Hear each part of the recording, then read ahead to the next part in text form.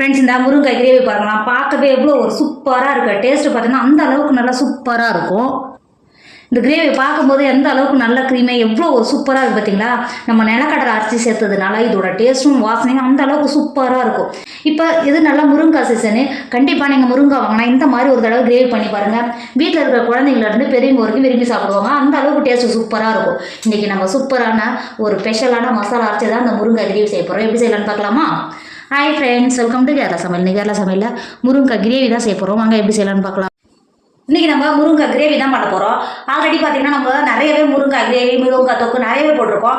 ஆனால் இந்த முருங்காய் தொக்கு ரொம்ப ரொம்ப ஸ்பெஷல். டேஸ்ட் அந்த அளவுக்கு நல்லா சூப்பராக இருக்கும். இப்போ நம்ம எடுத்து வச்சுருக்க முருங்காயை தொருக்கு பாருங்கள். எப்பயும் போல் முன்னாடி இருக்கிறத கட் பண்ணிவிட்டு இங்கே பாருங்கள், இந்த மாதிரி துண்டு துண்டாக தோலை நீக்கிட்டு எடுத்துக்கோங்க.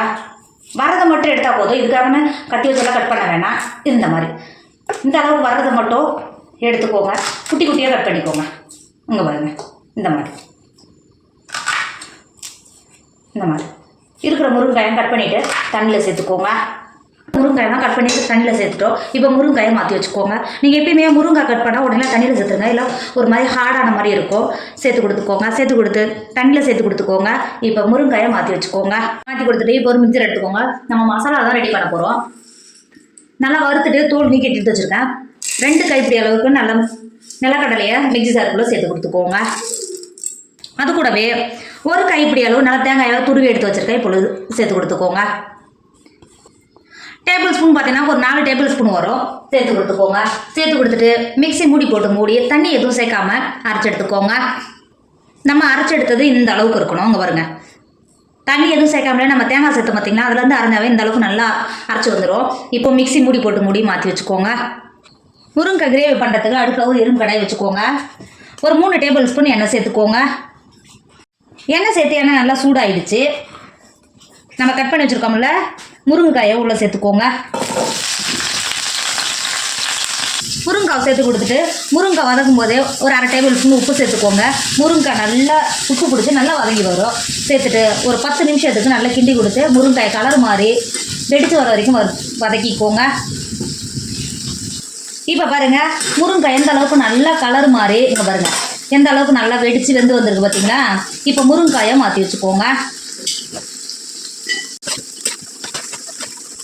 டேபிள் ஸ்பூன் கடுகு சேர்த்துக்கோங்க. அது கூடவே 1/2 டேபிள் ஸ்பூன் பெருஞ்சீரகம் சேர்த்துக்கோங்க. நம்ம சேர்த்த கடுகும் பெருஞ்சீரகம் நல்லா பொரிஞ்சு வந்துருச்சு. 3 கொத்து கருவேப்பிலையை உருவிட்டு சேர்த்துக்கோங்க. கருவேப்பிலை சேர்த்து கருவேப்பிலையை நல்லா பொரிஞ்சு வந்துருச்சு. ஒரு பெரிய சைஸ் வெங்காயத்தை பொடியாக கட் பண்ணி வச்சுருக்கேன். இப்போ உள்ள சேர்த்து கொடுத்துக்கோங்க. சேர்த்து கொடுத்துட்டு வெங்காயம் வதக்கிறதுக்கு 1/2 டேபிள் ஸ்பூன் உப்பு சேர்த்துக்கோங்க. உப்பு சேர்த்துட்டு வெங்காயத்தை நல்லா கிண்டி கொடுத்து ஒரு 10 நிமிஷத்துக்கு நல்லா வதக்கிக்கோங்க. இப்போ பாருங்க, ஒரு 10 நிமிஷத்துக்கு வெங்காயம் நல்லா வதங்கி வந்துருச்சு. இப்போ இது கூடவே ஒரு டேபிள் ஸ்பூன் இஞ்சி பூண்டு பேஸ்ட்டு சேர்த்துக்கோங்க. சேர்த்து கொடுத்துட்டு ஒரு டைம் நல்லா கிண்டி கொடுத்துக்கோங்க. இந்த அளவுக்கு நல்லா கிண்டி கொடுத்துட்டு 3 பழுத்த தக்காளியை பொடியாக கட் பண்ணி வச்சுருக்கேன். இப்போ தக்காளியை உள்ளே சேர்த்துக்கோங்க. உள்ளே சேர்த்து கொடுத்துட்டு ஒரு டைம் நல்லா கிண்டிக்கோங்க. இந்த அளவுக்கு நல்லா கிண்டி கொடுத்துட்டு ஒரு 10 நிமிஷத்துக்கு தக்காளியை நல்லா வதக்கிக்கோங்க. இப்போ பாருங்கள், தக்காளி எந்த அளவுக்கு நல்லா குழஞ்சி நல்லா வெந்து வந்துருக்கு பாருங்கள். இப்போ ஒரு டைம் நல்லா கிண்டி கொடுத்துக்கோங்க. இந்த அளவுக்கு நல்லா கிண்டி கொடுத்துட்டு இந்த ஸ்டேஜில் மசாலா பொருளாக சேர்த்துக்கோங்க. 2 டேபிள் ஸ்பூன் காஷ்மீர் மிளகாத்தூள் சேர்த்துக்கோங்க. அது கூடவே 3 டேபிள் ஸ்பூன் மல்லித்தூள் சேர்த்துக்கோங்க.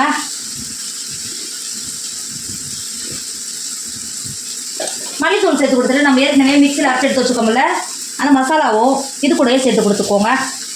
இந்த மசாலா அந்த அளவுக்கு நல்ல டேஸ்ட்டை கொடுக்கும். நல்ல ஒரு கிரேவியாகவும் சேர்ந்து வரும். சாதத்தோடு சாப்பிடும்போது அந்த அளவுக்கு டேஸ்ட்டை கொடுக்கும். சேர்த்து கொடுத்துக்கோங்க. சேர்த்து கொடுத்துட்டு மசாலாவோட பச்சையோட போய் ஒரு 10 நிமிஷத்துக்கு நல்லா கிண்டி கொடுத்து வதக்கிக்கோங்க. இப்போ பாருங்கள், ஒரு 10 நிமிஷம் ஆகிடுச்சு. எந்த அளவுக்கு நல்லா மசாலா பச்சை வடை போய் நல்லா வதங்கி வந்திருக்கு பார்த்தீங்களா. இப்போ இந்த ஸ்டேஜில் 1 கப் தண்ணி சேர்த்துக்கோங்க. தண்ணி சேர்த்து கொடுத்துட்டு ஒரு டைம் நல்லா கிண்டி கொடுத்துக்கோங்க. நல்லா கிண்டி கொடுத்துட்டு இங்கே பாருங்க, சேர்த்த உடனே நல்லா கொதிக்க ஆரம்பிச்சிச்சு பார்த்தீங்களா. இப்போ இந்த ஸ்டேஜில் நம்ம ஏற்கனவே வறுத்து எடுத்து வச்சுருக்கோம்ல முருங்காயை உள்ளே சேர்த்துக்கோங்க. முருங்காய் உள்ளே சேர்த்துட்டு மசாலாவோட நல்லா கிண்டி கொடுத்துக்கோங்க. இந்த அளவுக்கு நல்லா கிண்டி கொடுத்துட்டு மூடி போட்டு மூடி முருங்காய் நல்லா வெந்து கிரேவி நல்லா கொதிச்சு வர வரைக்கும் மூடி வேக விடுங்க. இப்போ பாருங்கள் முருங்காய் எந்த அளவுக்கு நல்லா வெந்து எந்த அளவுக்கு கிரேவி எண்ணெய் பிரிஞ்சு வந்துருக்கு பார்த்தீங்களா. இப்போ ஒரு டைம் நல்லா கிண்டி கொடுத்துக்கோங்க. கிண்டி கொடுத்துட்டு இந்த ஸ்டேஜில் உங்கள்கிட்ட மல்லித்தழை தான் சேர்த்து கொடுத்துக்கோங்க. சேர்த்து கொடுத்து இறக்கிக்கோங்க. இப்போ பாருங்கள் நல்லா கமன்னு வாசனையோட முருங்காய் கிரேவி சூப்பராக ரெடி ஆகிடுச்சு. நீங்கள் ஒரு தடவை இந்த மாதிரி முருங்காய் கிரேவி பண்ணி பாருங்கள். வீட்டில் இருக்கிற குழந்தைங்கலேருந்து பெரியவங்க வரைக்கும் விரும்பி சாப்பிடுவாங்க. டேஸ்ட்டும் அந்தளவுக்கு நல்லா சூப்பராக இருக்கும். நம்ம மரட்டை அரைச்சி சேர்த்ததுனால இதோட டேஸ்ட்டும் அந்தளவுக்கு சூப்பராக இருக்கும். கண்டிப்பாக நீங்களும் ட்ரை பண்ணுங்கள். என்னோட வீடியோ உங்களுக்கு பிடிச்சிருந்தா உங்கள் ஃப்ரெண்டு உங்கள் ஃபேமிலிக்கு ஷேர் பண்ணுங்கள். மறக்காம எல்லா சமையல் சப்ஸ்கிரைப் பண்ணிக்கோங்க. தேங்க்யூ.